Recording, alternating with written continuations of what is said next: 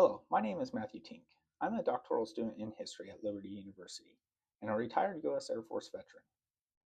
In this video, I want to talk about a compelling and unappreciated story in American history, the Lewis and Clark Trail in North Dakota, and what ultimately happened to it.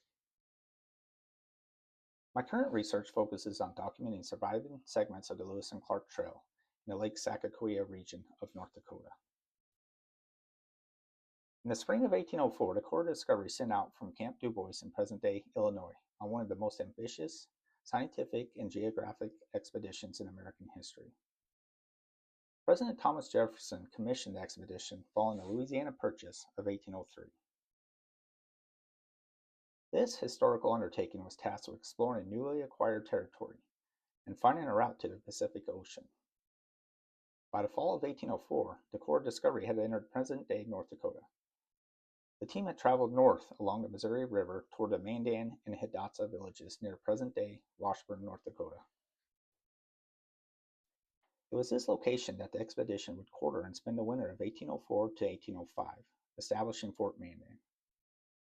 It was also during this time that Lewis and Clark would make extensive contact with the Mandan, Hidatsa, and Arikara tribes who called this area home for centuries. William Clark's journal entries from this period describe a beautiful, heavily timbered river route, rich in wildlife and dotted with native villages along the Missouri River. These documented observations spoke about a landscape that had remained largely unchanged for centuries. These accounts provide an invaluable record of the Missouri River passageway before the modern era. William Clark's 1804 journal entries were more than scientific surveys. These were recorded first-hand accounts of a landscape and a way of life that would be dramatically altered within 150 years. However, understanding what happened to this landscape requires going back to 1944. In 1944, Congress passed a Flood Control Act. This was a sweeping piece of federal legislation that would permanently alter the Missouri River and many of the communities in the area that depended on it. The act authorized what would be known as the Pick-Sloan Missouri Basin Program. This piece of government legislation was a compromise between two competing federal plans to control floods and develop water resources along the Missouri River. First, General Lewis Pick of the Army Corps of Engineers advocated for a flood control focus plan. His proposal was centered on building a series of large dams along the Missouri River. However, William Sloan of the Bureau of Reclamation suggested a competing plan. His strategy focused on irrigation and water development for the agricultural communities of the Great Plains region. Ironically, in the end, Congress merged the two plans into a single program in 1944, naming it the Pick-Sloan Program. The most significant project authorized under the Pick-Sloan Program in North Dakota was the development of the Garrison Dam on the Missouri River. Construction on this dam began in 1947 and was completed in 1953. The dam would create what is now Lake Sakakawea. Lake Sakakawea is one of the largest man-made reservoirs in the United States. The rising waters of the lake would permanently submerge hundreds of miles of the Missouri River bottomlands. The areas flooded included significant portions of the Lewis and Clark Trail that William Clark had so meticulously documented nearly a century and a half earlier. The construction of the Garrison Dam came at a high human cost to the people who had lived along the Missouri River for centuries. 3 tribes on the Fort Berthold Reservation were forcibly relocated as the lake's waters rose. These were the people of the Mandan, Hidatsa, and Arikara tribes, known today as the Indigenous Nation. Among the communities lost beneath the lake was the town of Elbowwoods. This was a small town that served as a cultural and administrative center of Fort Berthold Reservation. Losing Elbowwoods to the rising waters would end up displacing approximately 1,500 tribal members from their ancestral homelands. The flooding in this area erased homes, buildings, sacred sites, and large portions of the Lewis and Clark Trail. Centuries of cultural history tied to the Missouri River landscape were lost beneath the waters of the lake. What remained above the waterline became focus of preservation efforts that continue to this day.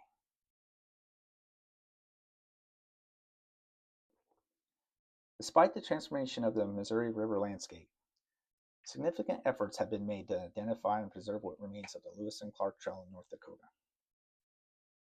Today, the Lewis and Clark National Historic Trail is administered by the National Park Service. The trail spans nearly 4,900 miles across 16 states. Surviving segments of the original expedition route can still be found in North Dakota.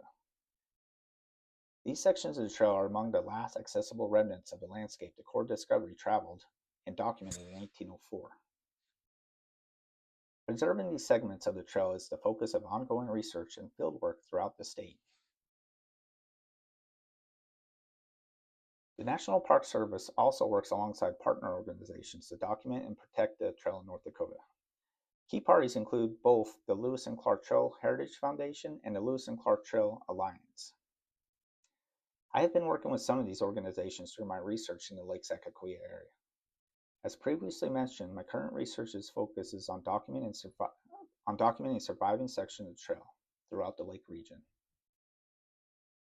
The majority of this work is accomplished through archival research and planned field expeditions. This project directly supports the broader preservation of the mission of the National Park Service and its partners. Documenting the trail in North Dakota requires more than archival research. It requires getting out into the field and experiencing the landscape firsthand. In late winter and early spring, the state of North Dakota can be unforgiving. The mornings can be cold, the weather unpredictable. Simply put, the conditions can be dangerous, uncomfortable at best. Add these factors to the vast open terrain and should remind one of what the men of the Corps Discovery faced when they passed through the state more than 2 centuries ago. The field research includes planned backpacking and kayaking along surviving portions of the trail in Lake Sakakawea area. With some luck, and if conditions allow, the plan is also investigate potential expedition campsites using documented traces of mercury left behind by Dr. Benjamin Rush's medical supplies. This has been a proven method archaeologists have used to locate Lewis and Clark campsites along the trail. This kind of field documentation is essential to understanding and appreciating what survives of the original sections of the trail today. The Lake Sakakawea region offers several accessible areas of the Lewis and Clark Trail that can still be explored today. Planned expeditions include the Missouri River Passage near Washburn. This is where Fort Mandan once stood, and today there's a replica of the fort. Also, there are the western reaches of Lake Sakakawea near Williston, North Dakota. This is the location where the river enters from Montana. This area is a largely undisturbed stretch of the original trail.